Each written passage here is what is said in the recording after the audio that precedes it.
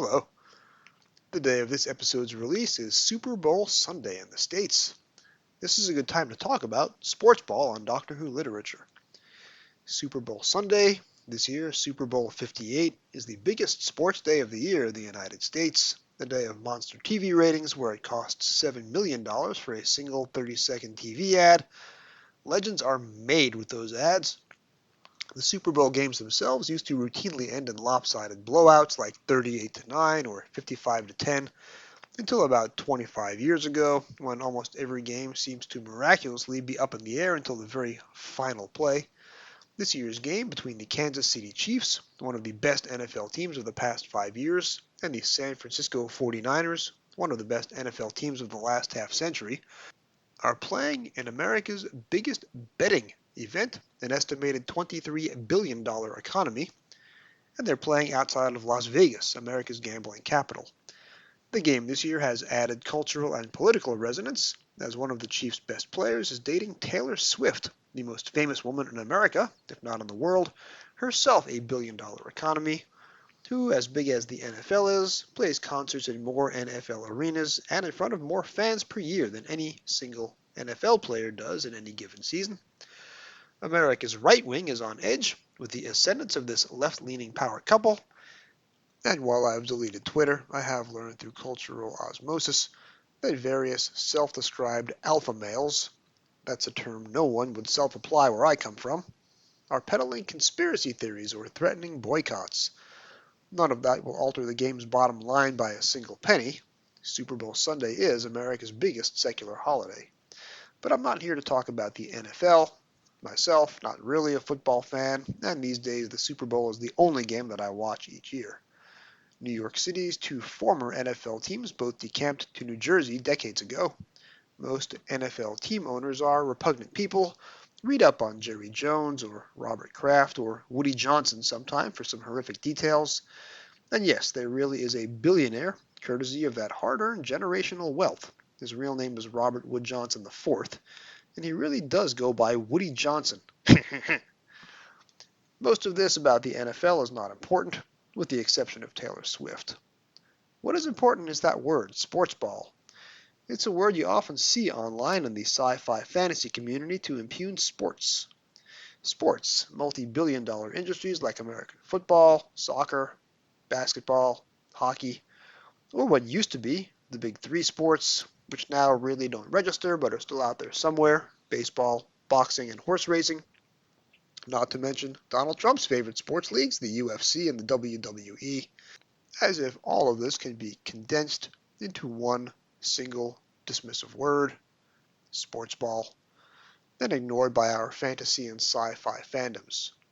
We have our tribe, sports ball fans have theirs, they don't like us, so we're not going to like them. This breakdown is historically not the case. There used to be a near one-to-one Venn diagram overlap of sports fans and sci-fi fans. When my father grew up in Brooklyn, he was 13 the year the Dodgers moved cross-country to Los Angeles, and he became a hardcore Yankees fan. All the boys were baseball crazy in summer, and monster movie crazy the rest of the year. My father is the guy who bought a VCR before anyone else on our block, so he could record off-air 1950s sci-fi movies showing on out-of-town TV stations at 4 in the morning, but he never missed an inning of Yankees baseball. I grew up being routinely quizzed on both dialogue from Forbidden Planet and the 1961 Yankees starting lineup. I rarely use it myself, sir. It promotes rust. Bobby Richardson, Tony Kubek, Mickey Mantle, Roger Maris, Elston Howard, Moose Skowron, Yogi Berra, Clete Boyer. Nice planet you have here. High oxygen content.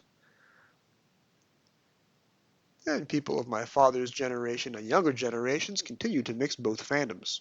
Star Trek Deep Space Nine did a baseball episode. The Munsters did a baseball episode. X-Files, baseball episode. Speaking of the X-Files, the reason the two lead characters in later seasons were called Scully and Doggett were because the Brooklyn and then LA Dodgers' two lead broadcasters for decades, Vin Scully, Jerry Doggett.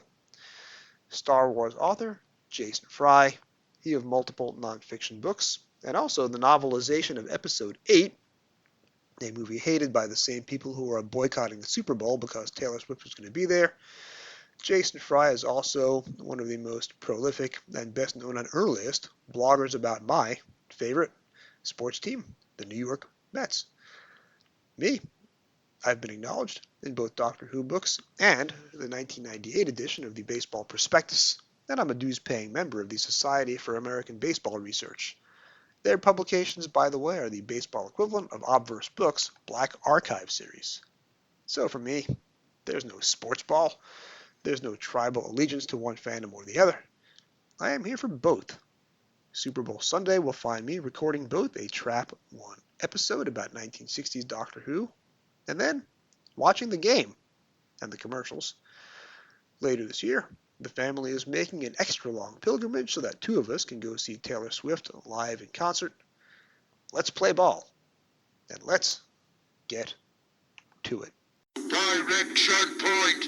Direction point! A Doctor Who podcast network. Well,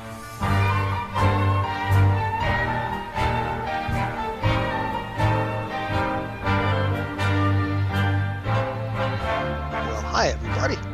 Welcome back to Doctor Who Literature, a member of the Direction Point Doctor Who podcast network. My name is Jason. A reminder, a few days after this episode releases, I will be at Gallifrey 1 in Los Angeles. I believe my 9th time going to that convention. I will be speaking on 2 panels on Friday, the first full day of the con. I will be on a panel about podcasting, and I'll be moderating the Deathmatch Doctor Who 6460 panel. You'll also be able to find me on the Sked app, so you know where I'll be. I will definitely be at the Podcasters Meetup on Friday afternoon, and of course I will be there both days on Saturday and Sunday with a slightly larger entourage than usual. If you are at Galley, come find me and say hello. I hope to be recording 3 upcoming book interviews live at the convention, as well as getting several other interviews with friends, fans, and podcasters, and other people that I happen to meet along the way who are amenable to quick recordings on my cell phone camera. I am recording several episodes out of order over the next few months in order to accommodate people that I'll be seeing live at Galley. I interviewed Graeme Burk for this week's episode, The Twin Dilemma, target book number 103, a few days ago. I did mentally lose track of where I was in the recording order, so when you listen to my interview with Graeme, there will be a little bit of confusion entirely on my part as to what episodes are coming out when. But yes, this is the last episode that I am recording before Galley. Several other interviews over the next few months on this show will have been recorded out of order, but Twin Dilemma was recorded the same week that the episode is dropping. So, let's get to it. Hi, I'm Rupert Booth. I am known as Paul Ferry. And my name is Barry Williams. Together, we host Time Ram. Time Ram's a cruel mistress. It's a random number generator. That also. We roll a number from 1 to 13, and that's our doctor. Then 1 to 300 for the story, and then we ram them together. Even if it doesn't make sense. Cruel, I tell you. Time Ram, putting the wrong doctors in the wrong stories, so you don't have to. You're listening to Doctor Who Literature. All right, welcoming back one of the hardest working men in podcasting, Graeme Burk. Welcome back to the show. I don't know. I think you and Jim Sangster have taken that crown away from all of us, but that's okay. But thank you all nonetheless. I think Jim works harder on this podcast than I do because he's been in like 4 of the last 6 episodes, and he does all the music, and he designed my logo. So I don't put in that much effort. I just show up. I dispute that, but I know better than to argue with, so I'm not going to bother. You know that I have a legendary 6 or 7 week podcast backlog, and I just so happened to reach your Reality Bomb 60th Anniversary Essentials 2-parter as I was facing a 2.5-hour drive from Atlanta to Chattanooga the last Whoa. week of 2023 between Xmas and New Year's. Oh, wow. And it's 2 episodes a week apart, so I should not have listened to them consecutively. But for you, the first episode was so good, I was desperate to get to part 2, so I listened to both back to back, not least because the first guest in part 2 happens to be yours truly, and I wanted to hear how Indeed. terribly I came across. However, you have magic editing fingers, so you actually managed to make me sound good, so I certainly do thank you for that. That's all right. That's all right. It was a delightful conversation. It turned out to be a great little experiment. I sort of went in kind of going, I'm not quite sure how this is all going to turn out, and yeah, I was actually pleasantly surprised myself by it all, actually. So I've got 2 questions for you, reality bomb wise, and the first one is the question that you and Joy Piedmont ask each other every month. What are you drinking right now? Because I can see a dark amber beverage in your hand. That is correct. I do have a dark amber beverage. I'm drinking my standard go-to drink, which is a Macallan, which is I believe a Macallan 12-year-old. And I do have some actually really nice scotch upstairs. I got like multiple bottles of scotch for Christmas this year. It was actually quite wonderful. And I've not drank any of them because I have a third of a bottle of Macallan that I want to finish. So I don't like having multiple bottles of scotch. I have to have I start one, I finish it, and then I go to the next one. I'm very sequential like that. But yeah. So anyways. If only I could apply the Burkean philosophy of scotch to my books. Because I have multiple books going at once. Some of them I start, love them, and then just get sidetracked and don't finish. I've got like 4 or 5 books on my bed table that I need to finish, and that I love them all, but the next one comes along and it's so shiny, and I'll get to the other one, and it just never happens, and it's very sad. I got about 4 going on too. I don't have that philosophy towards my book reading either. It's very tragic. I've had John Ray Irving is my favorite author, and I literally have had his latest book going for over a year and a half now. So yeah, and I'm like 2/3 of the way through it, so that's great. My reading speed has just declined, and my reading opportunities have declined. And honestly, it's less comfortable to read on a bus than it was when I was at the age when I'm was reading target novels as a teenager. I read half my books on the bus, and the older I get, the less I like reading on the bus to work. So I don't. The motion sickness with the bouncing, I'm sure. Yeah, there's that. I have the same issue because before the pandemic, I had a 45-minute set of subway rides to the office and a set of 45-minute subway rides home from the office. Plus, I would often read on my lunch break. So I could have 1 book on the commute in and a second book on the commute home, and I finished both inside of a week, and everybody was happy. Thanks to the pandemic, I basically stopped reading books during the pandemic, and I was spending more time either gaming on my phone or reading my news aggregators to distract myself. And even now, with the telework, I'm only in the office a handful of days a month, so my reading time is substantially diminished. And if I'm on the subway now, I'm listening to podcasts, trying to clear out the Augean Stables. I'm trying to clear out my 7-week backlog, and it never gets any shorter. So I need to physically make time to read. So for 2024, the year of the presidential election, I've put myself on a news diet, and I have to stop reading my news aggregators, and I'm trying to cut back on my ridiculous telephone game habits. So those all sound healthy. I just have to deal with impending. My eyes are just older than they used to be, so I just don't like reading as much. I used to love it. I used to do it all the time, and now I can't. My vision is also going the way of Anthony Stevens' draft script for The Twin Dilemma. Indeed. Oh, that's a topical reference given what we're talking about tonight, but yes. But my second question, reality bomb-wise, and I want to point out to you that this week, because I'm recording a bunch of episodes live at Gallifrey 1 next week, I am reading Time Lash and Galaxy 4 and The Seeds of Death, out of order, and Twin Dilemma, all in the same week. Wow. So call me the Gelf and pity me, because this has been a week that tries my love of reading. I'm so sorry, but I dearly love the Twin Dilemma novelization, so I see nothing wrong with it. But the other 3, oh boy, Time Lash, boy howdy, that's a slog of a read. I remember just Galaxy 4 just being blandly inoffensive. I really liked it because it was split. He was lazy enough to just split the chapters in by episode. So, it's like, oh wow, this is cool. I get to the end of Airlock and I'm on to the next one. It's great. I thought 400 Dawns. It's great. So yeah. See, what's funny is we are recording this before I release my Galaxy 4 episode, so you have not heard it yet, but that point is already preserved in my script because as a kid, I wanted to know where are the cliffhangers, and Galaxy 4 makes it very, very easy.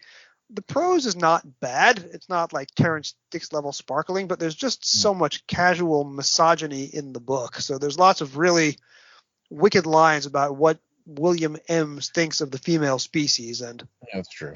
Those are a bit uncomfortable. It has not aged well.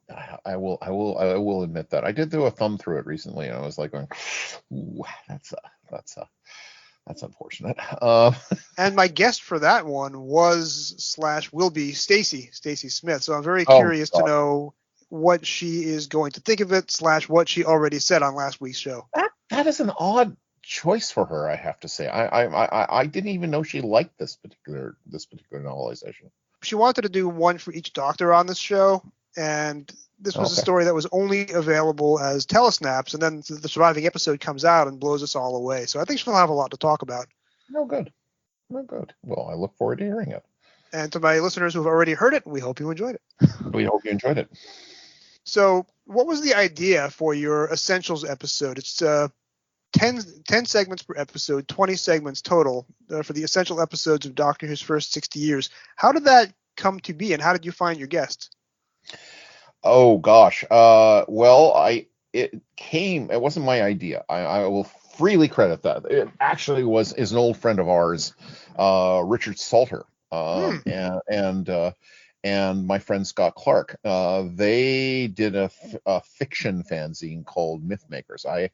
I edited a Doctor Who fanzine called Enlightenment, which was a straight up current fanzine about Doctor Who, the TV show. It was factual and ish, and we did, and I edited that for 10 years, and it had a sister zine that was a fiction zine, and Richard and Scott edited that together. And for the 40th anniversary of Doctor Who, because we are old, Jason, they did back in 2003. Richard and Scott had the idea of doing something about the essentials of Doctor Who, and basically it was partially marketing gimmick on their part, because Richard, if anyone's met him, knows that he is a lovely man and a talented writer, and he is one of the greatest marketing geniuses in Doctor Who fandom there was back in the day. And Richard had this brilliant idea that what he could do was he could ask all kinds of people, what do you think is an essential element of Doctor Who? And then he could promote to the hell out of the fact that all these people answered his question, and then have a bunch of stories that sort of illustrated an element of it. So he got I think he got Terry Pratchett to answer. I know he got Neil Gaiman to answer. Wow. And Neil Gaiman basically said, well, I kind of said it in my Tellus novella introduction, so I don't really know what we're talking. But it was but he got famous for Doctor Who people like Paul Cornell to answer, and he got people who had worked on the show previously, and people who were kind of well-known science fiction and fantasy authors to go answer this question of what are the essential elements. And I wrote a story for it called The Third Book of the Doctor. And I did because my essential element of Doctor Who is normally in normal time the fact that Doctor Who is a very secular show, and I basically did Doctor Who is scripture. I did a story where it's just all told like scripture, where basically the Doctor battles the Master. and it's all done in kind of that kind of ancient writing. So that was my contribution to it, and it was great, and I forgot about it for 20 years. And then we came to the 60th, and I think we were doing an episode of Reality Bomb, and we were doing a live Zoom show, which is a lot of fun, and I needed a panel to get people kind of, talking about things. And I thought, oh, this Essentials idea is kind of fun. Let's go bring it up as the topic. And it did really well. People had some really great things to say, and I thought it was a lot of fun. And then we came to the 60th anniversary, and I thought, I'd like to come back to that Essentials idea, because I felt like we could do a lot more with that. And I suddenly had the idea, well, we could do this as like mini essays, where we sort of quote, where we have the person talk, but we cut it up and we sort of do it as an individual style thing, and where they're talking to the microphone themselves, and then we splice in clips from Doctor Who, and we add music, and it's great. It's kind of basically the introductions I do for the music podcast I do with Shannon Dohar and Rob Jones, Deeper Cuts, where we basically do a what we call a vox pop, where we interview some person and ask them about an album that influenced them, and I splice in music from it and just have them talking. So I just said, let's do it for Doctor Who. And how I selected them kind of just was an organic process. I knew I wanted to get you. I knew there's some people I just wanted to have on it. And then and there was some people from the previous episode I wanted to use again. And then there was a couple of things. And then it just kind of evolved. I remember I went back to Scott to go do it, because I wanted to tie it in with the original collection. And I just contacted people that I just thought would be fun, that I haven't talked to in ages, and thought, well, I wanted to hear what Bill Evenson had, and Bill Evenson had Tom Baker as his essential element. I was pounding the steering wheel in glee during Bill's segment. Love that. As is well and proper. So yes, it was very good. And there's just a couple of moments where it was just like, oh, this. I just loved how it evolved. I had two people do Hope, and they did it from two separate perspectives, and it was kind of amazing. And I just thought, well, that's great. And I just loved how it kind of nicely evolved. And somewhere along the line, I thought to myself, well, you know what? It isn't Doctor Who anniversary unless you basically use archival footage to your advantage. So we had a feature that lasted for all of 2 episodes called Doctor Who and A to Z, which had people talking about a letter of the alphabet and some connection with Doctor Who. And we did the first one with my old friend Petra Mayer, and who died a couple of years ago, and so I just thought, well, I've still got the original tapes for that. Why don't I just try and use what she did and make it into that? So that kind of came together nicely, and it was just one of those things that the more I talked to people about it, the more goodwill there was. Like I just remember talking to Lacey Bogger about it, and she was just so delighted that we were doing this, and Sage Young was the same way. It was like, oh my god, this is amazing, let's do this. So yeah, that's kind of how it evolved. I loved it. And not to tell tales out of school, but my segment on the show was not the first one that you and I recorded. No, it was not. Yes. That's not God, that was a tortured evolution, wasn't it? I'm so sorry. Well, yeah, you're not right. Your fault at all. I had no idea. I enjoyed people. I used to work in my neighborhood. I used to be able to see her school from my office window. I haven't spoken to her in a while. I was not aware that she and I were going to give the exact same answer with the exact same structure and the exact same examples and anecdotes. I had no idea that was going to happen. As soon as I realized that's what it was, I was like, yeah, I think I'll go with Joyce. Partially because I knew that you had this amazing anecdote, which we had recorded for a previous show. We were going to do a documentary on doing the pilgrimage, and it was sort of a project I was doing during the pandemic, and I never quite finished because I was kind of documentaried out, because I was making a documentary podcast at the time, and never quite did it. And but you have the most amazing story about comparing the first episode of Doctor Who that was broadcast on 23 November 1963 with the 5th anniversary of Doctor Who was broadcast on 23 November 1968, which was the invasion, episode 4 or something like that. And I just thought, well, that's such an amazing anecdote. There's something to be made out of that. So I went back to you and had you record it, and then we lost the recording, so we had to record it all over again, which was fortunate, because Jason has the most eidetic memory of anybody I know. Like television, whenever I say television characters, say they have eidetic memories, I go, oh, that's just such a TV trope, and then I think to myself, oh, Jason Miller, and I go, yeah, well, there you go. All right. First of all, thank you. Second of all, your memory of my eidetic memory dates back to 25 years ago when I had this encyclopedic recollection of Rec Art's Doctor Who posts and private emails. Now that I am on the far side of 30, if you know what I mean, Yes. that faculty is rapidly leaving me. And I will tell you that for you, when I record for your show, I take notes. And I don't script out my answers, but I give myself bullet points. So I was able to reopen that list of bullet points and go back and recreate most of what I had said. It was a very, very almost letter perfect reproduction of what you had done, which was really amazing. So yeah, so it was just so yeah, so it was third time lucky. And you were the MVP of that two part special. I have to say, thank you. And yeah, it was genuinely really, really fun, and it was one of those things that really took me by surprise because I wasn't. I don't think I knew what to do. When I actually listened to it, and I listened to all 20, I was just so moved by it. It was because it was just like this wide breadth of fan experience and really, really cool people talking about things, and it just really moved me. So, and I need it. So maybe that says I'm just a massive egotist, but also I think it was just it just impressed me how broad and deep and beyond the small screen Doctor Who fandom is, to poach a phrase. It is a titanic achievement, and if you have not listened to it, I'll link to it in the show notes if I can remember, eidetic memory or not. And the fact that you edited it so well with the musical cues in between, it's very professionally sounding as opposed to my show. And Barsky is always after me to hire a real editor who knows what they're doing as opposed to myself. But you also, this is another problem, the facility that I lack is brevity, and you were able to keep each guest down to a certain number of minutes, and it's very compact. And I will tell you that I instantly regretted once Bill opens his mouth and says Tom Baker, I'm like, that was it. I should have gone with that. I gave the wrong answer. That's the perfect answer.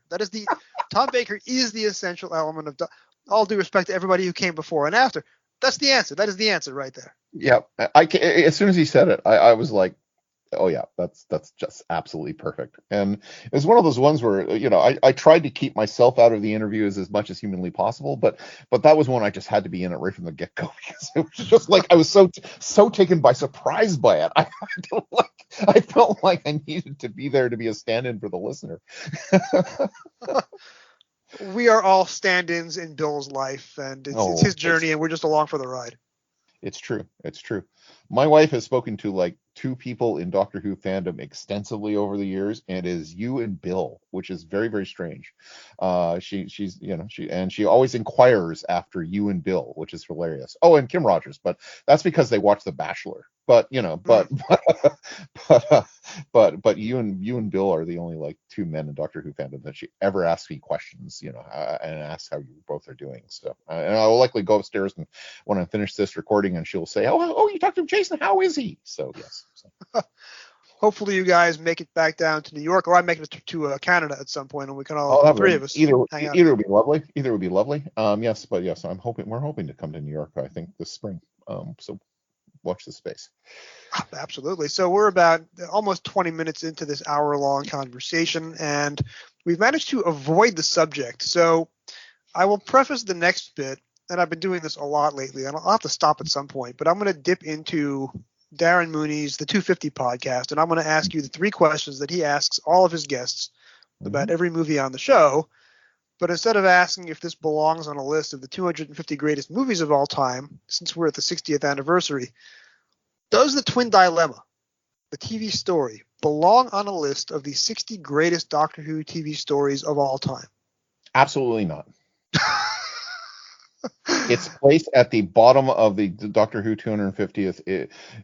At the bottom of just about every single Doctor Who poll known to human history is deserved. I don't think it's bad, but I don't think there's any Doctor Who that's bad. It's just not very good, and there are like 300 stories that are better than it. No, it's dreadful. It's watchable, which is more than I can say for Underworld, but it's kind of watchable on its own terms, but it's not very good. No, absolutely not. And I wouldn't put it on a list of the top 60 at all. So bridging to the second question with the preface that there's a difference between best stories and favorite stories. Mm-hmm. Is the Twin Dilemma on your personal list of your 60 favorite Doctor Who stories of all time? Absolutely not. With the caveat that I have tremendous nostalgia towards watching it for the first time, and Nicola Bryant in that outfit pretty much did it for me when I was 15 years old. Those things aside, no, absolutely not. And this is where I'm going to get a text from Barsky. Graham is exactly right. Tell Barsky to call me sometime. I miss the man. Well, I'm seeing him at Galley next week, or as this goes out, I have already spoken to Barsky and hopefully hung out and hopefully got some footage of him on this show, because his cameo last year was hilarious. And he's not coming up on the rotation for a while, so that brief interview with him at Galley will be / was one of his few appearances out of a long stretch. Third question, if someone has not seen the Twin Dilemma, and yes, this is a niche podcast, and the idea that somebody listening has not seen the Twin Dilemma is probably impossible. If a listener has not seen the Twin Dilemma, do you recommend they pause the podcast, go to their streaming app of choice, whether it's iPlayer in the UK or Tubi here in the States, watch the Twin Dilemma, come back, and listen to the rest of the show? No. Why would I? That would be suborning torture. I would never do that, Jason. Here's the thing, though. You cannot experience pleasure unless you've experienced pain first. And as Sylvester McCoy teaches us in the Happiness Patrol, you cannot experience happiness unless you are a killjoy first. I think there are plenty of miserable experiences I would recommend well before I recommended the Twin Dilemma, I have to say. Twin Dilemma on TV misfires in so many key ways that I think you need to watch it to understand how good the rest of Doctor Who is in comparison. And yes, I recommend you only watch it once, but there are two great things about Twin Dilemma on TV that should be seen. Can you guess what they are? Apart from Nicola Bryant's costume, that's a given. Yeah, okay. No, I can't. Number one, the police station in part 1 has wood-paneled walls and multiple video screens. Is one of the best set design choices on the show. And it's only like one screenshot, but it really is very pleasing to the eye. Wood-paneled walls, and I'm a child of the 70s. Yeah. Wood-paneled walls are always the answer.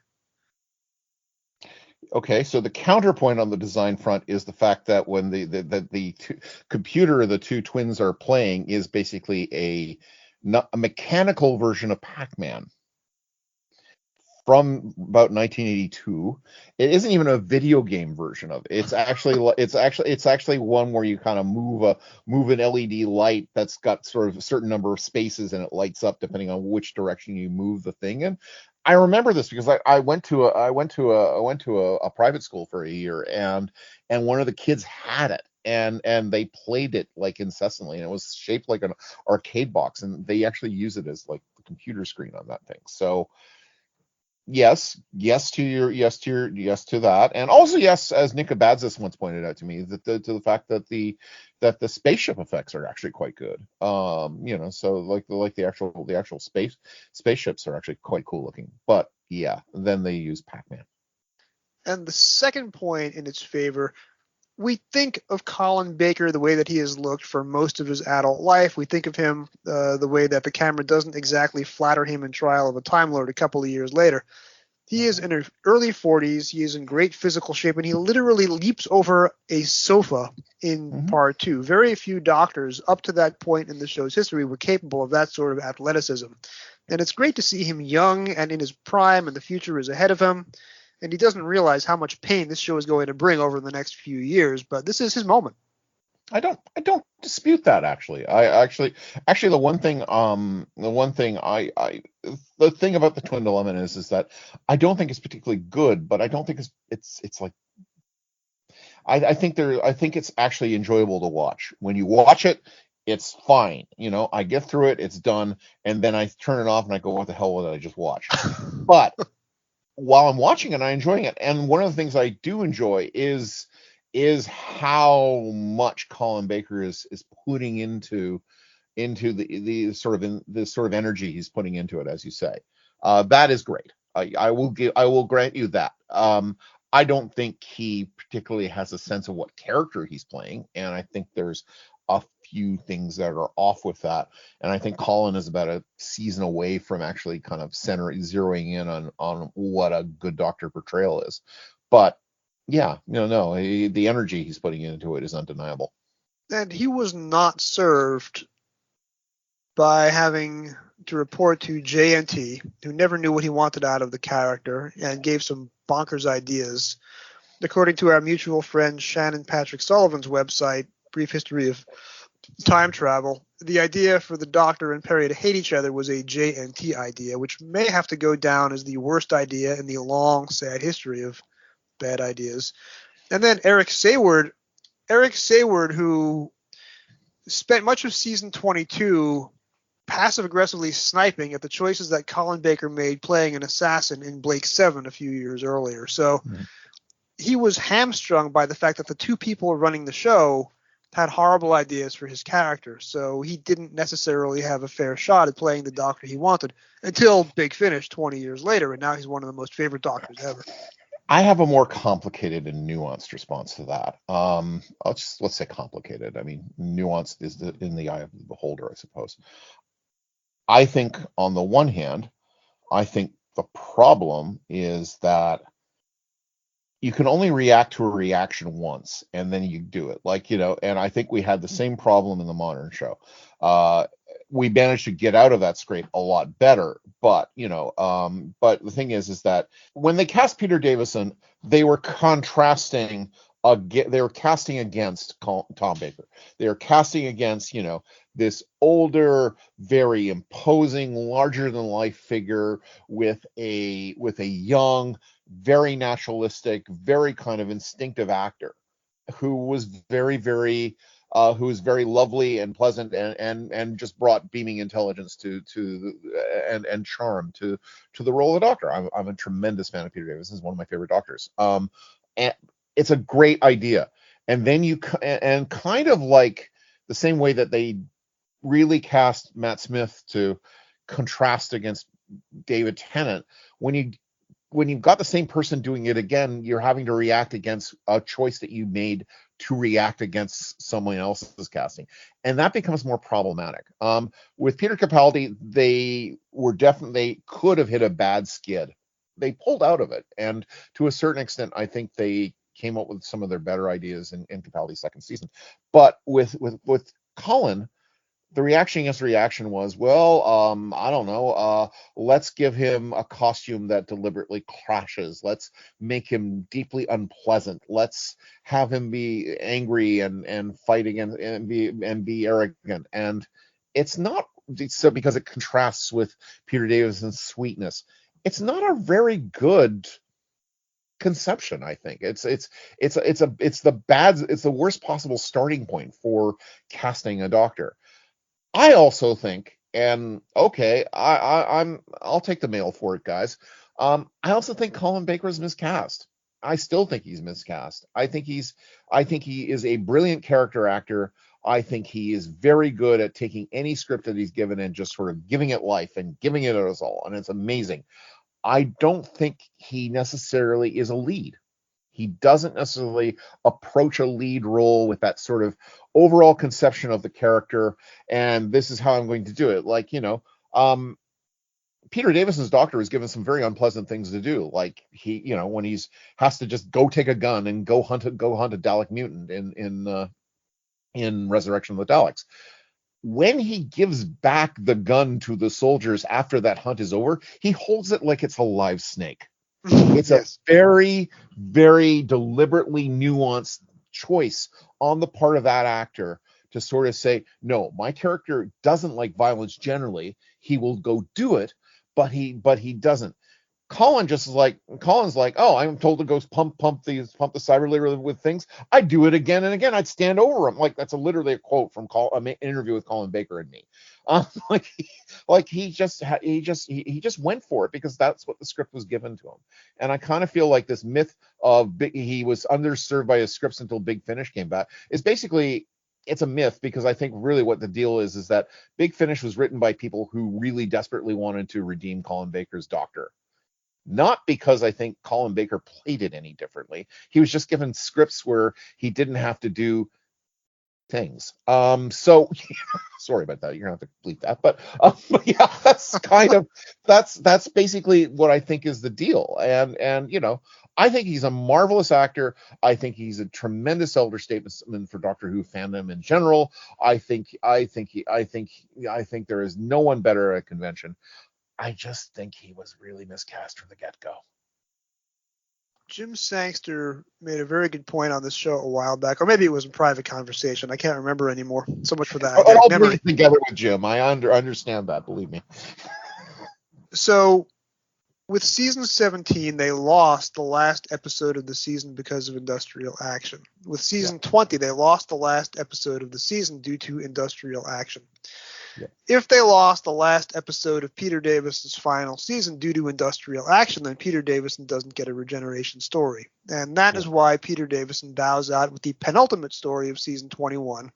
Because if they had to lose the final episode of the season, they're losing the first episode of a new Doctor that can be replaced, rather than the final episode of a Doctor who is no longer under contract and cannot be replaced. So you have to end season 21 with Colin Baker's first story. That makes sense.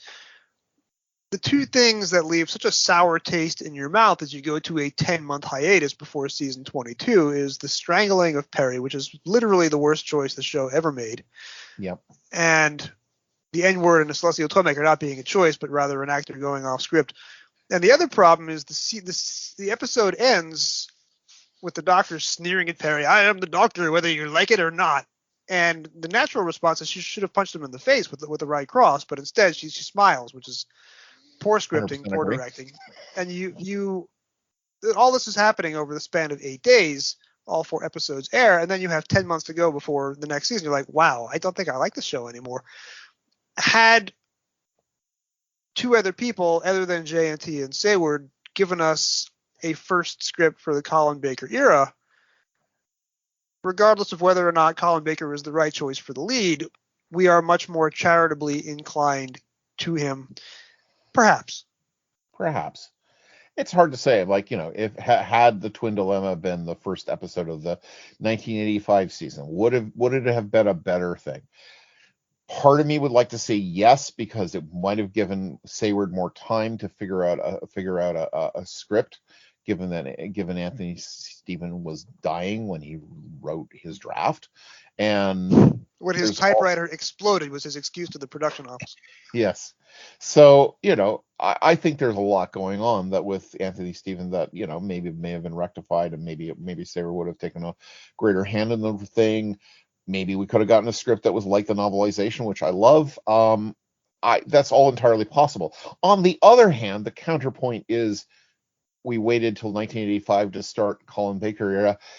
It could have been just about as bad as Attack of the Cybermen, which I frankly think is worse than the Twin Dilemma. And I actually do get angry every time I watch it, because I just go, how can Doctor Who be this bad? And it's just like, let's play the nostalgia hits, and let's do everything kind of in the most tone dead way possible, and it's just very, very kind of all over the map, and it doesn't really, and it's got Colin's Doctor being hugely thuggish and violent throughout, and it's just not pleasant. And so I kind of go, yeah, it's that argument, if Peter Davison had continued, maybe we could have gotten more of what we got in Caves, or we could have gotten Peter Davison in Time Lash. It's kind of like 6 of one, half a dozen the other, I will tell you this about Attack of the Cybermen. Before the pandemic, when I did my pilgrimage, I was on this kick where I'd pick a random 1980s story, watch the DVD, read the novelization, and write up both for Stacey Smith's ratings guide. Mm-hmm. This is before the pandemic, so about 5 years ago now. And I drew the unlucky straw that said Attack of the Cybermen, a story of which I am very much not fond of. And that's coming up quite a way down the rotation here. It's one of the last novelizations. We're only on book 103, so it'll be the end of 2024 before we get to that, and we're still in the winter of our discontent. But I decided to do what Lou Anders does, our mutual friend, author Lou Anders. When he watches a movie, he's talked about this on his blog, he will put a pen and paper next to him and he will write down what happens in each scene. And he learns the structure of scripting that way because things happen in a certain order and they reach a certain progression and you can graph it on an XY axis. I decided to do the same thing for Attack of the Cybermen because I was expecting to hate it and I wanted to track down scene by scene exactly where it went wrong. Right. What I found is, number one, you have Matthew Robinson as the director, and he was very, very insistent on short, propulsive scenes. Yeah. Novelization is very different. There's a lot of padding on TV, especially in part one. All that is taken out of the novelization, which reads very, very differently, but that's a story for another podcast. All of the Diamond Heist stuff works really, really well. Now, of course, every other 45 seconds, you cut back to the Doctor and Perry arguing and making exactly zero displacement on the plot. Yeah. But the stuff with Terry Malloy and Morris Colborne and the great Brian Glover, and I forget who the fourth fellow is, but he's the first one to die, so don't worry about him too much. All that stuff was very good, but then you get to part two, and Bates and Stratton sniping at each other on Telos, and I really wasn't a big fan of the Cryons, and they were meant to be an allegory for the plight of the Native American here in the States, and I don't think it works in any way. You don't see me cringe. You don't see me cringing, dear listener. When I hear that. Yeah, Attack of the Cybermen has problems. I wouldn't say that it's worse than Twin Dilemma, but I understand where you're coming from when you say that. That's like saying, I'm going to put half my face in boiling water. I'm going to put half my face in scalding steam. Which one blisters more? Like, who cares? Your face is messed regardless. That worked out very well for Aaron Eckhart in The Dark Knight. So, I did the most Sayward-esque metaphor there too. I have to say. All right, happier tidings. When did Indeed. you first encounter the Twin Dilemma novelization, or as you say in Canada, novelization? Novelization. I encountered it probably. It was before it came out on TV, and it came out. I think I saw it on TV for the first time in '86. So probably saw this in late '85, I think. And I was in high school, and I was just turning 16, and we had a bookshop called Pick of the Crop Books and Toys.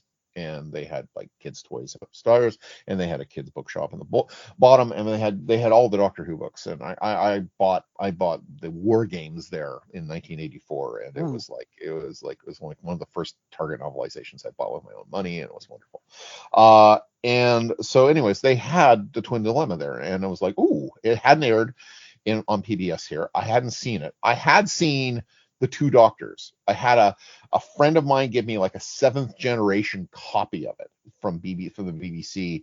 So I got to see the Two Doctors. So I'd seen Colin's Doctor, but I hadn't actually, watched any of the other stories. And I certainly hadn't seen the Twin Dilemma. So I was very, very, so I was like, I got to get that. And I managed to somehow engineer my schedule that year so that I had a spare in my last period, and I had lunch and then I had a spare. So effectively I was off school as of 2:30 in the afternoon. So I basically just went there at like 2:00 in the afternoon, saw the Twin Dilemma and got on a bus and went home and read it all weekend. So that's kind of how I encountered it. And yeah, I mean, it was love at first sight. I just love this novelization. It's probably one of my very favorites. That sounds delightful, by the way. Getting to leave high school 90 minutes early, going to a toy shop, reading a Doctor Who book on the bus. I would have loved that lifestyle. Yep. I spent way too many times just going to comic book stores instead of going home. I had jobs throughout my last 2.5 years of high school. And I originally started off at a movie theater that was on the far end of our subdivision, and it was a very long walk. And the manager, who, as of a couple of years ago, was still around managing another movie theater on Long Island. And she had to have been about 130 years old. Difficult person to work for. So I changed jobs, and I got a job at our local library, which was directly behind our house. So a two minute walk. That's nice. Now, this is I was making $4.05 an hour, and then minimum wage went up to $4.25. So I was making pennies on the dollar, but working in the library was delightful. But I was at school between 7:40 and 2:20. Got home, had time for a quick snack, worked between 3 and 6, then had to come home and do all my homework and watch all my TV. So if you read my high school diary, it is a chronicle of how exhausted I was. Aww.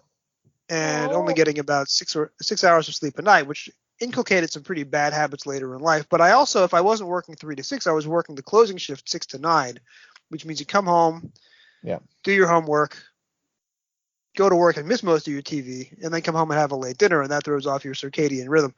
So you had a much more civilized high school experience than I salute you. That sounds wonderful. Oh, thank you. Yeah, I mean, I did have jobs, but I tended to work on weekends. I did cleaning at my church, and I mowed lawns, and I did other things, but it was all weekend based. So I never had like afternoon jobs, so it was kind of cool. So I mostly hung out with friends, but I also went to a lot of comic book shops, and it was good fun. It was good fun, and it was a great time to be a Doctor Who fan because we were in that 80s boom where like there was literally like new Target novels every month, and it was really exciting. It's that sort of period between like novel number 80 and number 110 that is just like, oh, this is so cool. And there was no, and then all of a sudden a call crashed in like 88, 87 or 88 when like Lyle Stewart stopped distributing or something like that, and we couldn't get them for like a couple of years, and but it was exciting up until that point. We are still in the boom times because we are about to reach the 3 companions books. The first of those comes out after book 106, between books 106 and 107, so we're very close to that. Yeah. And then you have the missing season 23 novelizations, which come a little bit further on down the road. So we have a lot of bonus books coming up. We are going to cover those in publication order. So you have this very enjoyable experience leaving school early, buying this brand new fresh novelization. So the nostalgia of childhood is a powerful thing, and the things you like at 11 are much more important than the things that you like at 50. Does the novelization still work for you as well as it did in 1984? And then I want you to tell us what is so great about the novelization. Yes, the answer to the question is yes. What is so great about the novelization is twofold for me. One, I think what many people criticize about it is not a bug but a feature. I do love that it's a Douglas Adams pastiche. I do think to take one of the most well-known blood and guts kind of, I'm gonna make Doctor Who a big violent adventure show. Script editors, the Doctor Who, and to basically say, you know what, I want my scripts to have tons of comedy, dark comedy in it, and I want it to be discursive and have lots of interesting digressions. Is to coin a phrase, a baller move. I just think it's amazing. I just love that element of it. I love the tone of it. I love the fact that it opens by going into this lengthy this digression and explaining what regeneration is, and it's all due to like this hormone called the Lindos, and giving us the story of Counselor Hearn who regenerates into a very handsome man, and then regenerates into someone ugly, and then tries to successfully improve, but he ends up turning into a blob. And I just thought all that stuff was hilarious and I still did. I reread that bit tonight, and I was going, oh my god, I forgot how great that is. The other thing I just like about it is I'm not one of those people, he says, trying to desperately remember what he said in his previous appearances on this podcast. I'm not one of those people who generally tends to say the book is so much better. Castrovello is better than the television serial, but it doesn't supplant it in my mind. It doesn't make me wish Castrovello could have been as imagistic and as intriguing as Christopher Bidmead's gloriously written novel. I don't tend to say that about the TV productions. I don't tend to say, oh, if only it could have been as good as the novelization. I generally tend to go, they're Doctor Who and Exciting Adventures of the Daleks is a very great story. Doctor Who, the Daleks, Serial B, is also very good. They're for different reasons. And I kind of just go with that. The Twin Dilemma is my one exception to that rule. For me, if the script had actually followed kind of the logic that Sayward does in it, I would have I would have blown the door. It would have been the greatest regeneration story ever. It would have been the greatest first story of a Doctor's era ever, because it decides to give the Doctor interiority, and you're actually getting in a sense of what the Doctor's headspace is, and you're getting a sense of what an unstable regeneration is. And it's freaking scary. It's like, the Doctor is constantly going through fugue states. He thinks he's Sherlock Holmes. He thinks he's this. He thinks he's that. And the great thing about the novelization is it situates what those fugue states are, and you understand it. Whereas it's just different varieties of Colin Baker shouting in the TV version. Whereas I think you kind of wish that that the draft that Sayward had done after Anthony Stephen had to step aside, you kind of wish that he just brought in all that kind of interiority that he was clearly going for, like lines of dialogue where the Doctor is very, very directly quoting from Sherlock Holmes, or lines of dialogue or just points of view shots where the Doctor is looking at Perry and she's all distorted and horrible, and things that make the horrible thing. Unfortunately, it's directed by Peter Moffat, so not going to happen in this or any other universe where Peter Moffat exists. But I think, it's but that's the problem with the story on TV, is that the Doctor does terrible things, and the Doctor is horrible and shouty and is just miserable and difficult, but you don't ever have a sense of what is motivating him in his interior that is causing that. And they give the Doctor that motivation, and it's really great. And it made me appreciate, and maybe that's why I kind of give the story way more of a pass than I normally would other stories that are not terribly well directed and not terribly well realized and not terribly well acted. I tend to give this one a lot more of a pass, because I have the novelization always in my head, and it's genuinely great, and I love the prose of it. I mean, I'm a prose guy, so one of my favorite lines of all time in any novel, period, is the opening of chapter 1, which says, "The house stood on Lydell Street. It was a part of a beautifully preserved Georgian terrace. Its graceful facade is pleasing today as when it was first built in 1810, some 500 years earlier." And I just love that. It's like it situates when the novel is, without us saying, you are in the future. It's actually, relying on your ability to do math to figure out when the story is situated. I love prose like that. I love the kind of cleverness of it. The one time I did meet Eric Sayward, it was a very brief meeting, and I was he came to Toronto for a convention that we held. There's sort of a one-day event that was held for him there, and I was a contributing member, and so I got to have dinner with him, and I just sort of told him how much I loved that opening line, and he kind of stared at me like, "Who are you, and what are you talking about?" But it was nice nonetheless. Like, I still love it. No, I'm really glad you brought that up, because first lines are an important feature of this show. Both Fraser Gregory and Andrew Smith have given me first line quizzes, and I've, of course, crushed them. But the first line of a book is a very important point, because if the first line of the book works, the book works. If the first line of the book is terribly written, you're immediately put off. As I told you, I've also had to read Time Lapse this same week, because I'm recording live about it at Galley. So sorry. That'll be a couple of episodes after this one. A purple haze glistened upon the conglomeration of pyramids that made up the planet Carful's principal city. Run-on sentence, purple prose. This is not. Also, what is this story about? So that sentence is not helpful. Yeah, you're right. The first sentence of Twin Dilemma is lovely. It really is, and I think a lot of the prose in it is very good that way. Like, there's a wonderful bit towards the end where he reminisces on Adric. And it's sort of Sayward just basically kind of contextualizing what Adric was, and kind of making it clear that, he was an annoying kid that nobody liked, and when he died, everyone kind of felt sad because he was an annoying kid that nobody liked and never quite felt like they ever warmed to, and that made his death all the harder. And I just kind of love the way he told that story, and it's one of those things, like I liked the Visitation novelization pretty fine when I read it when I was 15 years old, but this one was like, oh, this is really cool, and I love Slipback for that reason.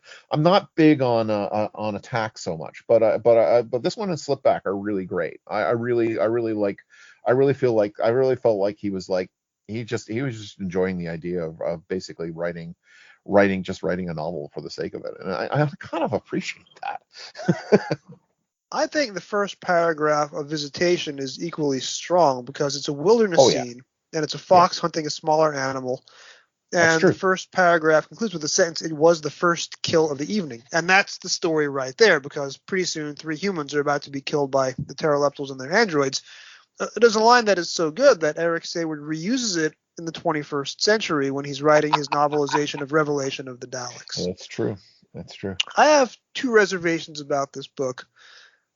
Number one has nothing to do with the book itself, because this book is now nearly 40 years old. But I think Doctor Who has gone to the Douglas Adams well once too often, as if to say, remember, Douglas Adams was ours before he was Douglas Adams. Remember us. So they put his name on the cover of books, and so many books are written to be intentional Douglas Adams pastiches.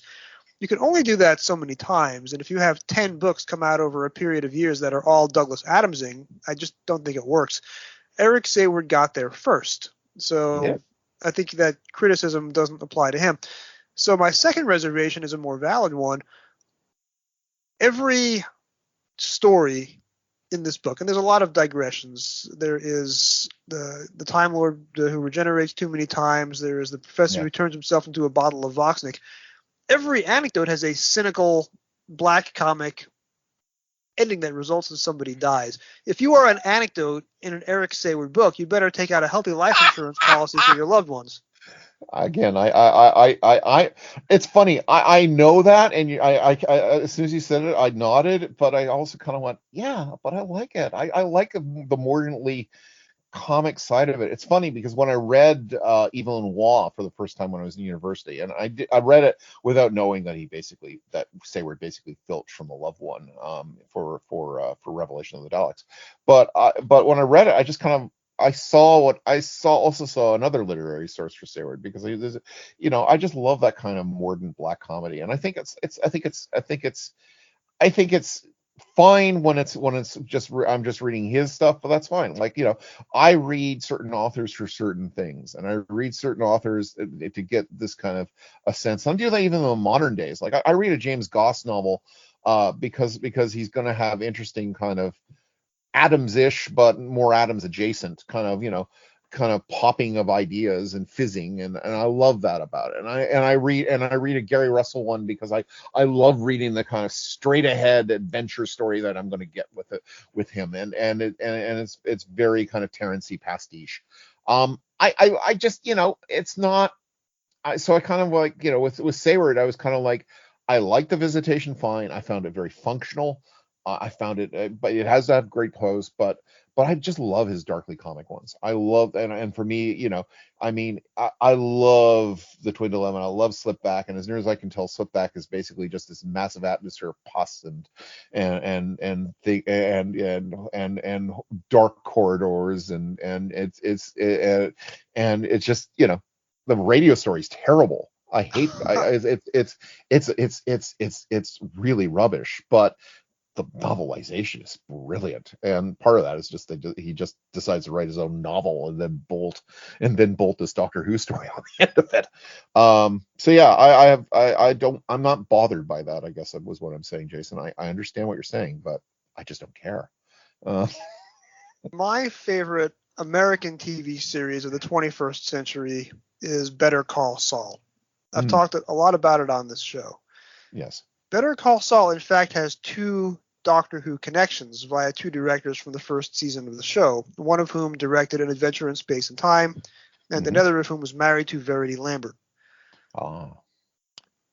So Better Call Saul is also a time travel series, and I actually wrote an essay that I've never finished or published or tried to publish about how Doctor Who would be better served if it took the Better Call Saul time travel model, because on Better Call Saul, the past is in color and the future is in black and white, which is an incredible design aesthetic. Better Call Saul is, and it started off as a black comedy. So what happens to Michael McKean's character over the course of his 3 seasons on the show? the Howard Hamlin character. Better Call Saul could have been just a black comedy where everything is mean and cynical and everyone meets a fitting nasty end, and it could have been an awful show. Better Call Saul then discovers its humanity, and it sticks to being a black comedy, but it's a black comedy with a heart. And as characters die in increasingly horrible ways throughout the course of the series, not to spoil for those of you who haven't yet had the pleasure of watching, it gives it a real humanity, and it takes time to rehabilitate its characters and make you feel their most painful inner moments, so you are on the side of these characters as terrible things happen to them. I think that's a much better style of storytelling than what happens in Twin Dilemma, not to blame Eric Sayward for not following a TV show that was 30 years in the future as he wrote this. It's so but funny. I want my black comedy to have a heart, is what I'm saying. This book doesn't have it. I get that. I get that. I mean, he's more of a Breaking Bad guy than a Better Call Saul guy, I think is basically what it boils down to. I'm not saying you're not wrong in this. I think for me, I just rely on the great diversity of the whole of Doctor Who to balance it out, rather than expecting him to actually be something that he's not. Like he's not a sentimental guy. He's not exactly what I would call a the most entertaining fellow I've ever met in my entire life. So, he's just, but he's just very, he does one thing exceptionally well. I enjoy reading it. I do agree, I count on, in that sort of, I count on the broad tapestry of other Doctor Who novelizations to give me the other things I want, like a Donald Cotton, adaptation, like The Romans, or which is coming up soon, or even Holmes's or even Holmes's The Two Doctors. There's all kinds of different parts of Doctor Who novelizations which have, The Massacre is another one. I was recently just paging through and going, oh yeah, I remember when they did that. I kind of count on the sort of broad tapestry of Doctor Who to kind of fill in those things, and rather than expecting Eric Sayward to be anything other than the dark, mordant person that he clearly is.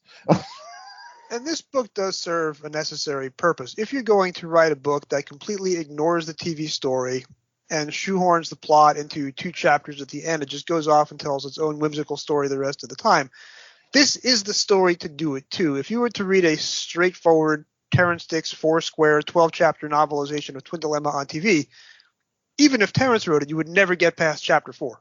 No, you wouldn't. And I think what I like about it is, someone once told me that they had a conversation. I wish I could remember who said it to me, but they told me they actually met like Eric Sayward. This is a few years ago, and like before he started sort of resurfacing and doing comics and doing other novelizations. But he had a conversation where he was talking about doing he felt like his main flaw when he did Doctor Who was that when he script edited stories, he tended to try to reflect the voice of the author, of the writer who was doing it. So he said, when I did Time Lash, I should have just done a page 1 rewrite. And instead I was desperately trying to ape Glenn McCoy's style instead of actually just doing, and that makes sense to me because, you look at the things where it's documented that Sayward rewrote it, like Snake Dance or like even parts of Kinda.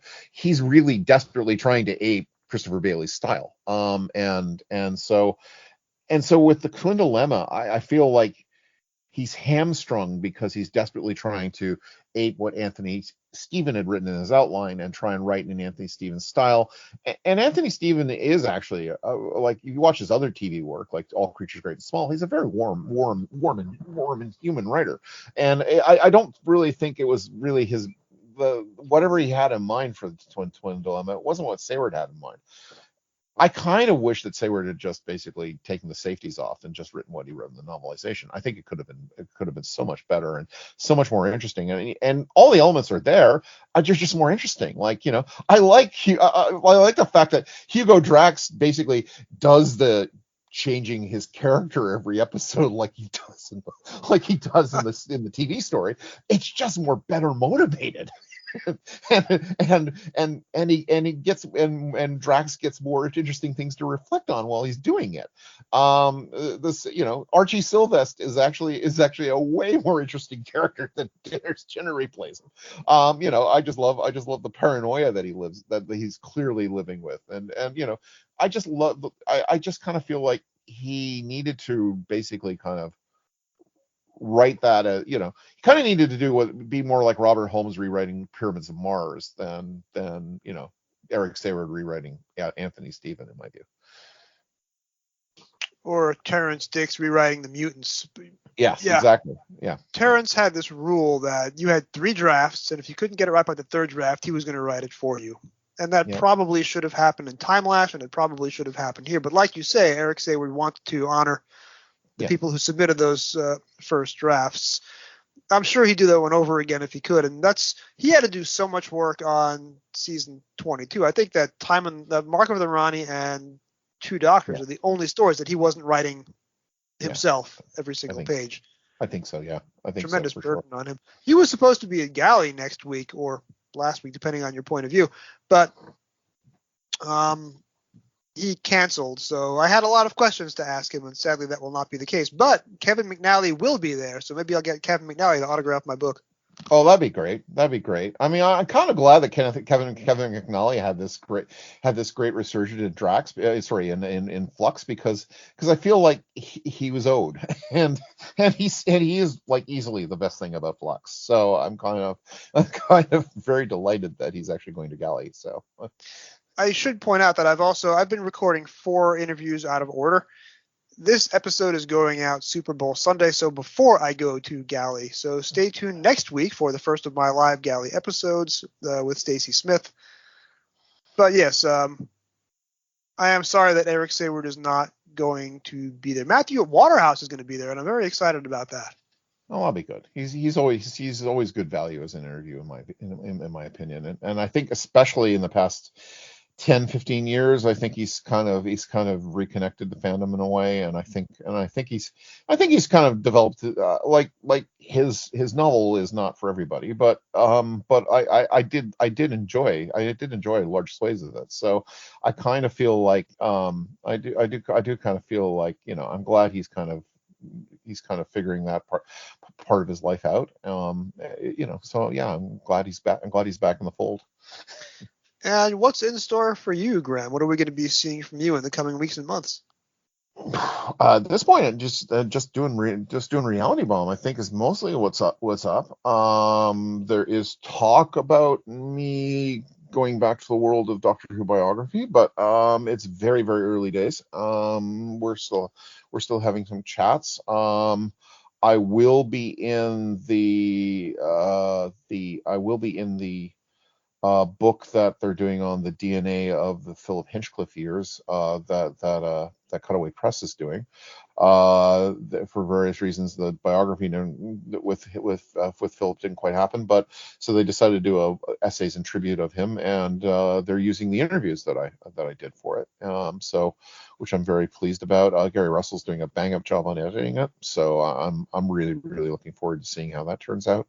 Otherwise, I've been kind of quiet. I actually have a day job right now that actually requires me to be very, very busy in that, and I've had a bunch of family things come up. So as a result, I haven't been as active in terms of fandom things as I normally, or even writing things as I usually have been. I'm hoping that will change, and certainly I'm starting to have preliminary conversations that will change that. In the meantime, it's just going to be Reality Bomb. I'm looking forward to getting back into the saddle to go do a new episode probably in the next couple of weeks, and probably going to take a month or two off in April or May, but otherwise we'll be around, and we'll sort of be around in time for the show coming back. Probably in May, once the show comes back, we'll be well ready for Shruti Gatwa. I'm very excited about the season ahead, and I'm just kind of it's kind of nice. I have to say I wasn't that. I mean, I always loved Doctor Who, but I wasn't that enamored with the past several seasons. So I'm just happy to be really excited about Doctor Who again, which is nice. And that sort of feeling of being able to sit down at my TV at 1 o'clock in the afternoon on a Saturday, and suddenly hear the theme song, and like the first time the Starbeast aired, that theme song started, and I just screamed yes at the top of my lungs. It was very unseemly, but it felt very good, and it feels good to be back there again. So yeah, I'm very excited. And your Reality Bomb editorial on the structure of the theme song and what you like about the newest version is also a must listen. Oh, thank you. Yeah, and I have to say, it came off so much better in the actual version on the show. I really, really like how they have actually structured it. And I love the title sequence. That is such a cool title sequence. So it really works quite perfectly for me. Yeah, I was really surprised, because I have to say I was kind of like, I mean, the conclusion I came in the editorial was, it's Murray Gold. He's not really paying attention to the electronic, but hey, it's exciting. And now I'm like, no, I'm totally sold on board. This is great. I really want exciting. Thank you. The adrenaline rush of the Doctor Who opening credits is always one of the biggest selling points of the show, because after those 30 or 45 seconds, you are all in, even before the story has started. Oh, absolutely. So, especially with the Peter Howell theme, which is still probably my favorite, when you start off the Twin Dilemma with 30 seconds of Peter Howell, how could you be in a bad mood? Eric Sayward says, hold my beer. But at least you'll always have those first 30 seconds. It's interesting. I love the Peter Howell version, first of all. For me, the Peter Howell version is possibly the most... my favorite revision of the theme song is that one. I just love that, sound, and it just immediately, it was nostalgic, but it's also just really good, well realized music. But it's also but the funny thing about it is that watching the Colin Baker era graphics, they actually didn't want him to do the wink that McCoy did, and they actually did photograph him doing the wink. And you can see, and if you look around hard enough, you can probably find it. I've seen it, and so every time I watch the thing where he does that really lame smile, I go, "Yeah, they were cowards. They should have had him wink." That wink would not have worked, given what he has to do in Twin Dilemma and Attack of the Cybermen. That would be kind of cognitive dissonance. If they had written his character differently, maybe yes, but it wouldn't work as the character was portrayed. Cognitive Dissonance is the name of Colin Baker's tribute band, frankly. So, I'm not...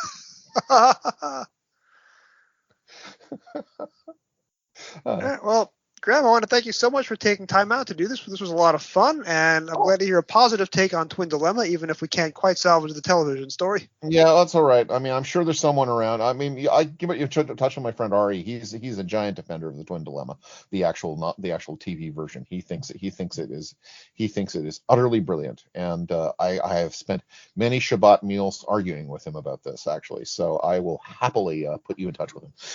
Well, that's certainly a new sentence that somebody just said. Passionate defender of the Twin Dilemma. And other things, too.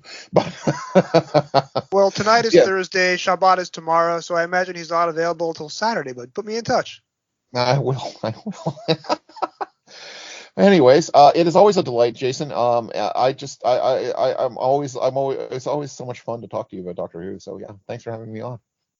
And we'll have you back on very soon, hopefully. Have a great night. Thanks very much.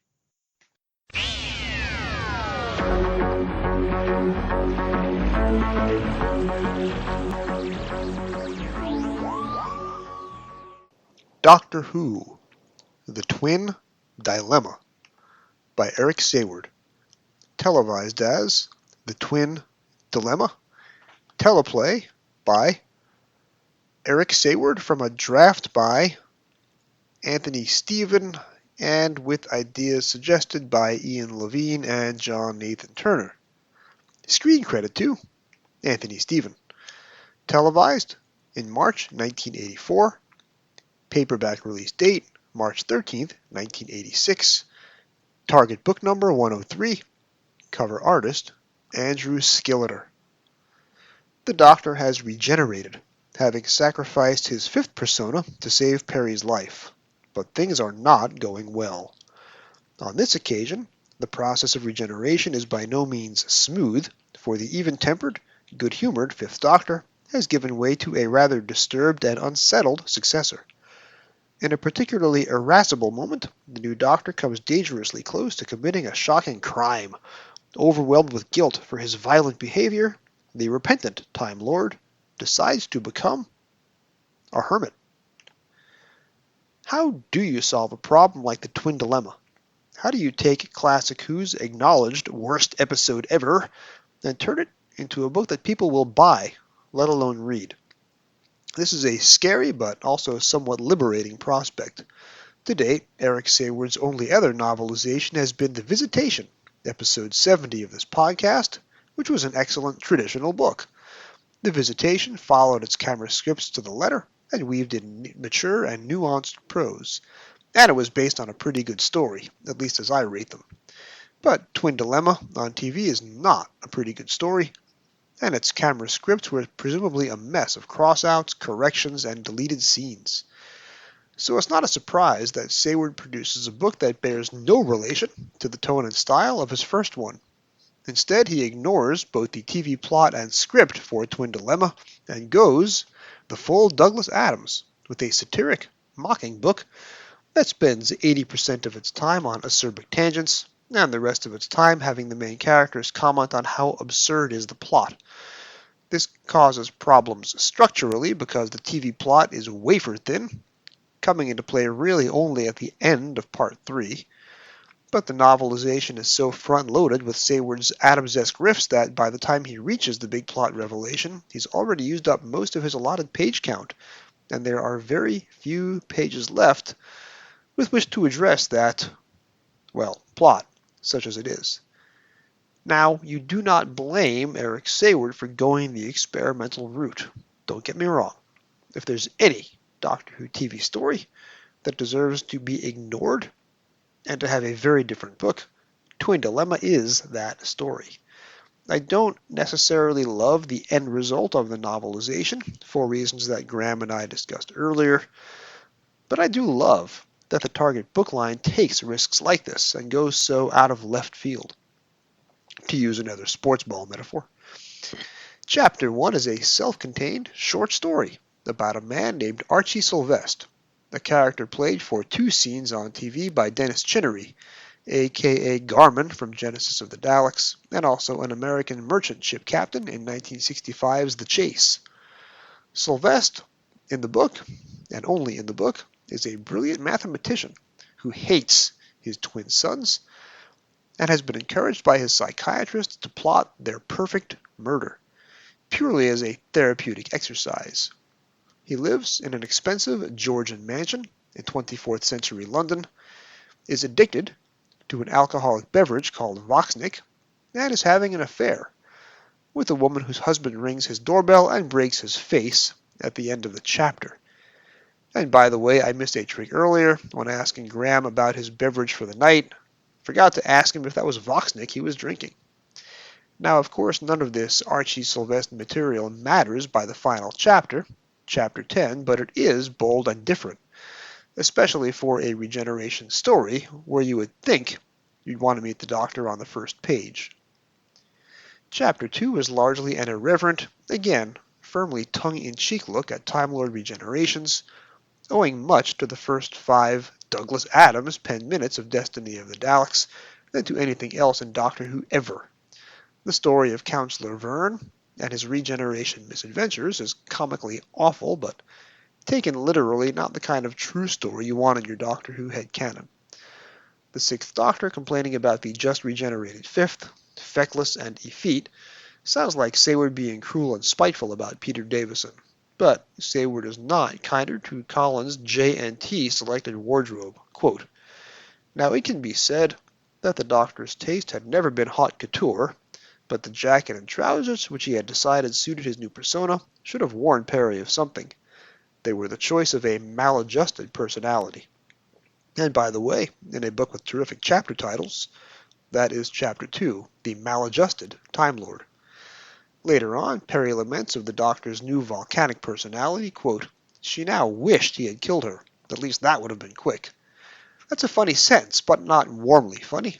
That's kind of cruel and bullying funny. And rather than burying the inept mistake that was the Doctor trying to strangle Perry, Seward describes the attempted murder in graphic detail, although one might argue that violent misogyny is just another day at the office for Eric Saward, circa 1984.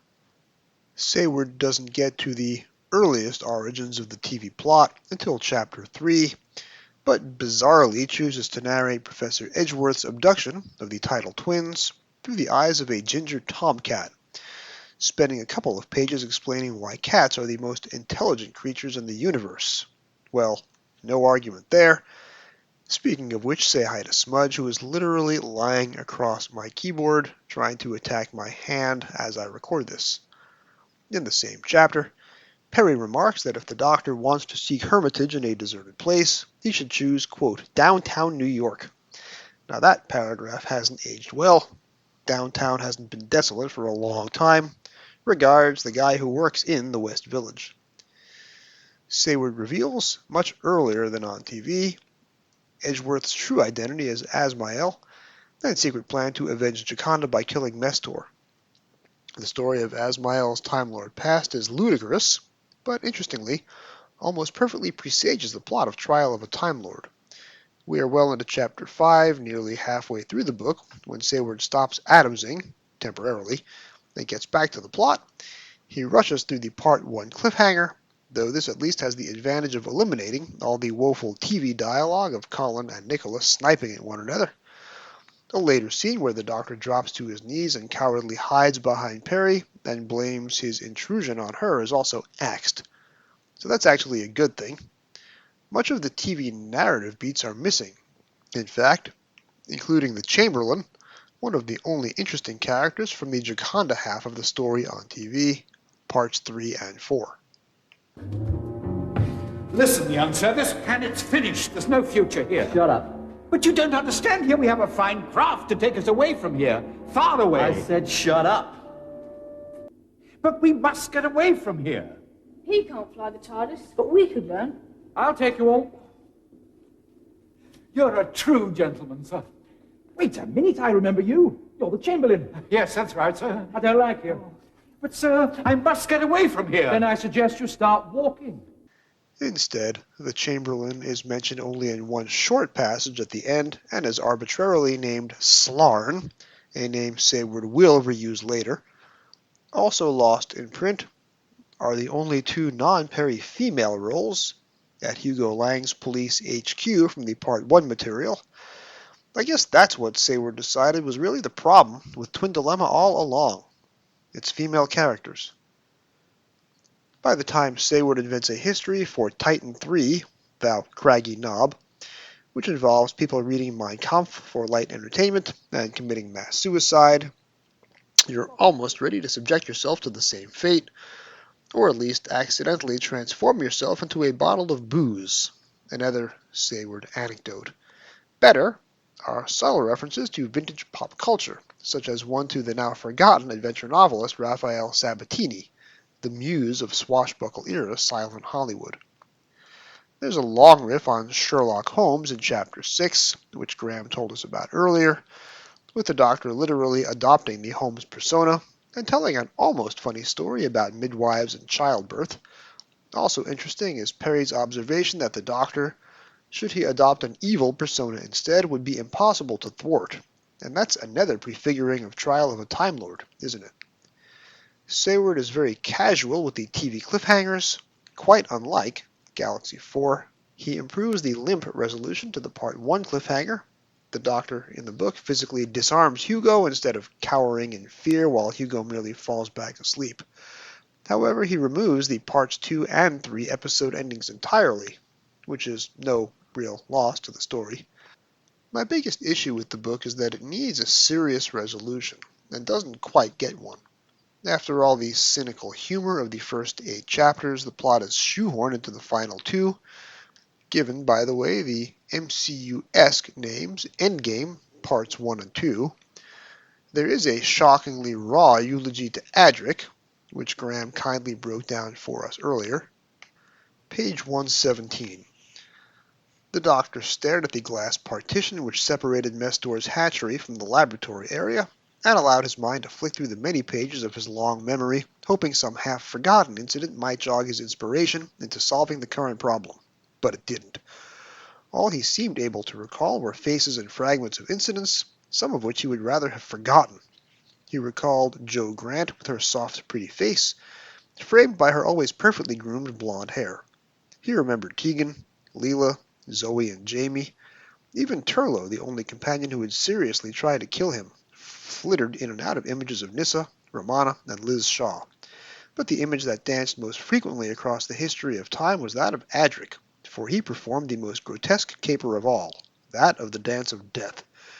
Adric, who, despite possessing a mathematical skill equal to the twins, had always managed to aggravate everyone aboard the TARDIS with his childish antics, denying him the thing he desired most, to be loved and accepted for what he was.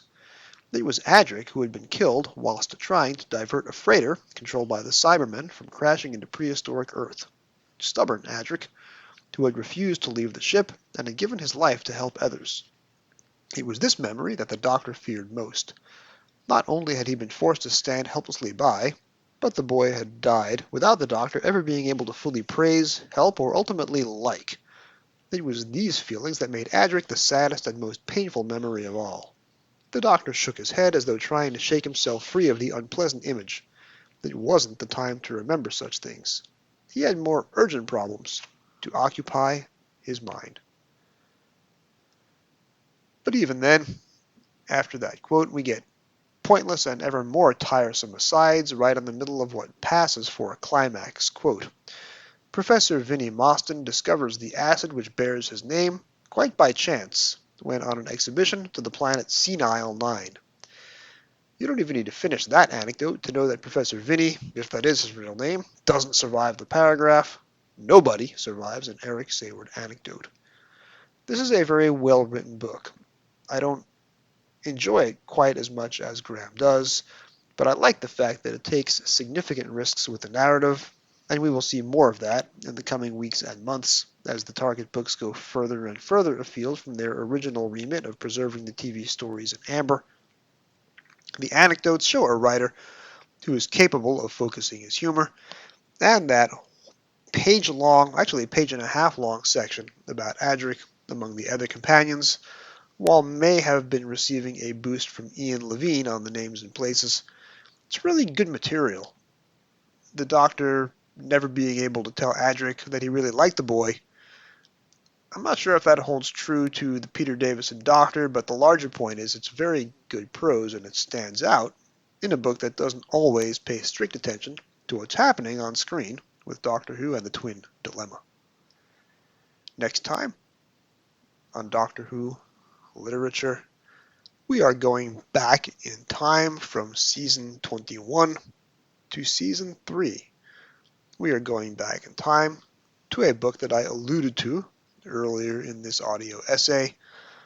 We are going back to a novelization that pays very careful attention to the TV cliffhangers.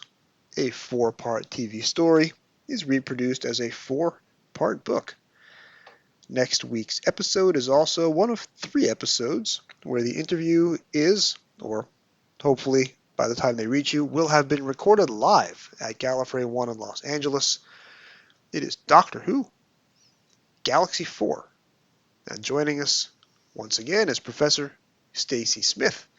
Very excited to hear what she has to say, and we'll be talking about it face to face next time on Doctor Who Literature. Thank you for joining me on another episode of Doctor Who Literature. This podcast is produced by David Barsky, Jim Sangster, and yours truly. This week's episode was written and edited by me. Our logo was designed by Jim Sangster. Special thanks to my special guest, Graeme Burk from Reality Bomb. This podcast can be found on most of your podcast apps of choice. You can find all past episodes at podcasters.spotify.com/pod/show/Doctor Who Lit. It really helps if you rate 5 stars and subscribe. You can find me on Blue Sky and YouTube at Doctor Who Novels, that's Dr. Who Novels, and on email at Doctor Who Literature, that's drwholiterature@gmail.com. Please drop me a line with your comments, questions, and suggestions. Thank you for listening, and whatever you do, keep turning the pages.